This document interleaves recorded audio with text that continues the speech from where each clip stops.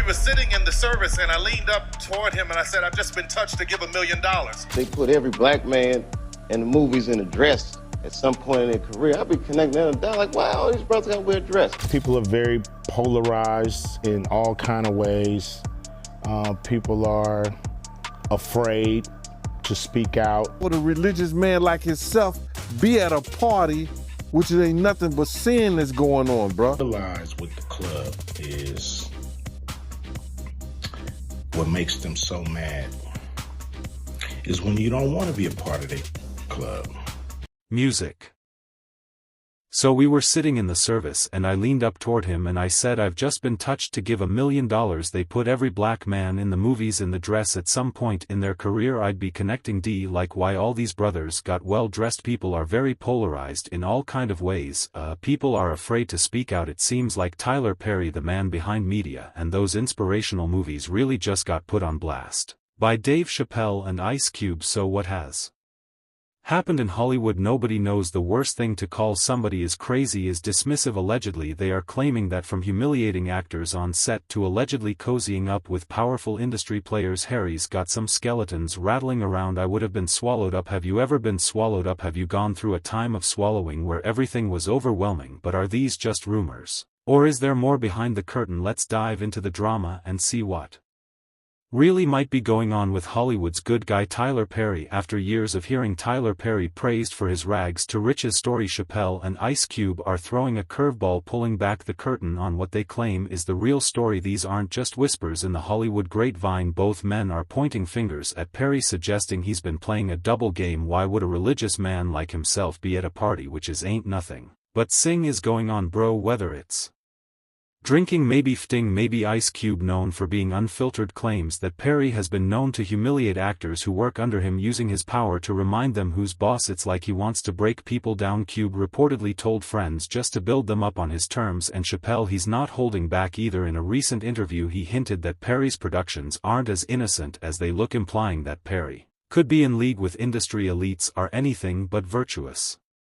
And what I realize with the club is what makes them so mad is when you don't want to be a part of the club. Recently Dave Chapelle stirred the pot by pointing out what he sees as a shady side of Kevin Hart's legacy. He suggested that Kevin might be willing to do some pretty questionable stuff just to chase that Hollywood cash and fame. Chapelle also threw Tyler Perry into the mix, claiming he's been manipulating Kev behind the scenes. Once Kevin caught wind of Chapelle's comments, he didn't hold back and confronted him about it. This whole situation has everyone buzzing about the dynamics between the two and what their relationship is really like. When things happen that can possibly affect your brain, your brain can be diminished, and you don't want that to happen. So protecting my brand is definitely a priority. Things really heated up when Kevin Hart showed up on a TV show rocking some feminine attire, and people started calling him out for it. Many felt it went against his earlier claims about not compromising his values for Hollywood. Before this he'd made it clear in an interview that he wouldn't do anything unprofessional just to fit in with the industry, trying to distance himself from some of the antics others have pulled. I was like, no, I'm going look stupid. At the end of the day you got to know that you're a brand. After that incident, Kevin Hart made a surprising appearance on a TV show,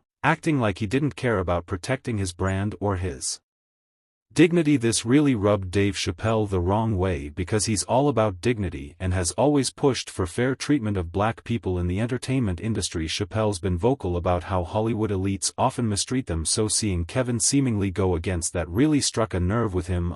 Popson is lifting her arms into her signature Musclean pose. Kevin doing these absurd things bothered Chapelle, and he spilled tea on every single detail of who tricked Kevin to appear like this on the TV screens. There's no animosity there, but there's a war of where the void is. So now I take that and I make sure I apply it to mine. According to him, it is Tyler who has been involved in grooming black artists. This belief among people was further intensified when a Twitter user uploaded a video. This individual chose to openly voice her discontent with Tyler Perry's films, highlighting what she believed to be a bias in his work. Taking her critique a step further, she went on to create and share a video on social media drawing a comparison between Tyler Perry's films and what she considered to be subpar quality. Her criticism did not stop at this point. I'm not a Tyler Perry fan, so this is what I got to say. It's funny how he got all this money to do everything but the right thing. The woman claimed that Tyler Perry possesses a fear of white people, asserting that this fear was impacting his creative decisions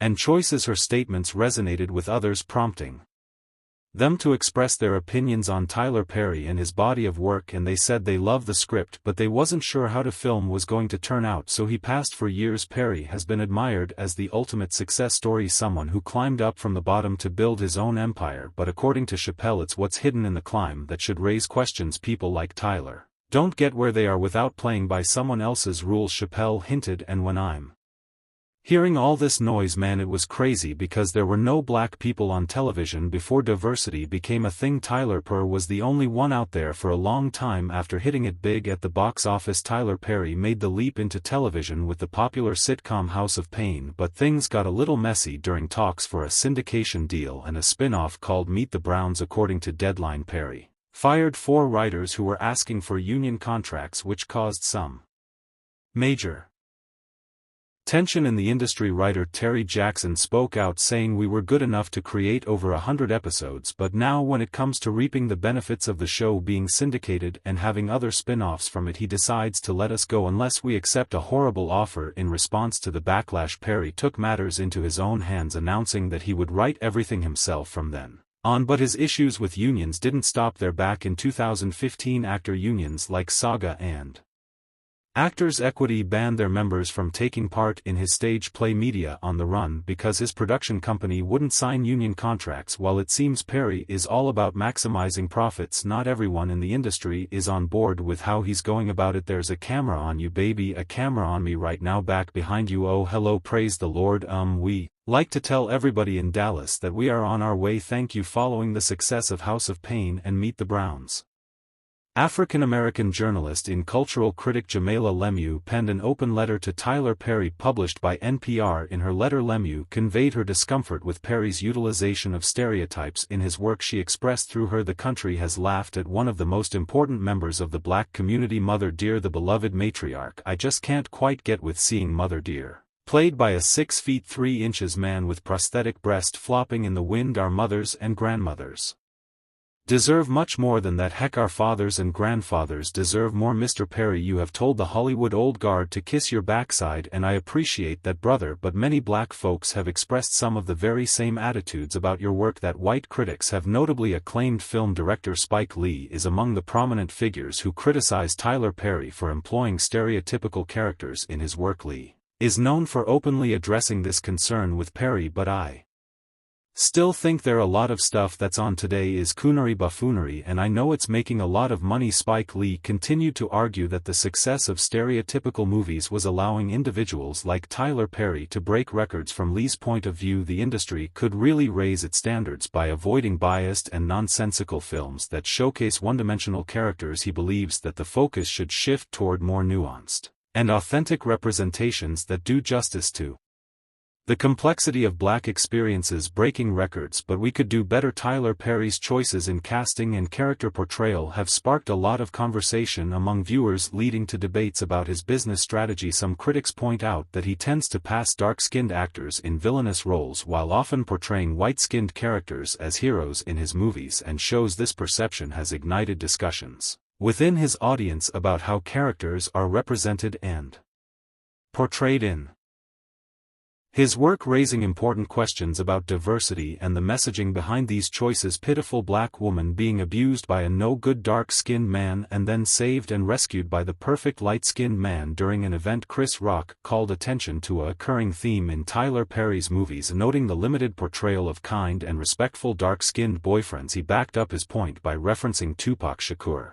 suggesting that Perry's films could use a more diverse range of characters. Rock quipped Tupac might be a political leader if he was alive, but then again Tupac might be in a Tyler Perry movie right now, so you don't know. He might be Tupac, might be the bad dark-skinned boyfriend in the Tyler Perry movie. His argument was that even someone as influential as Tupac could end up being cast as a less favorable character based on Perry's usual casting choices. Rock humorously added, "I would hope he's a senator." But he might be kicking Jill Scott down a flight of stairs.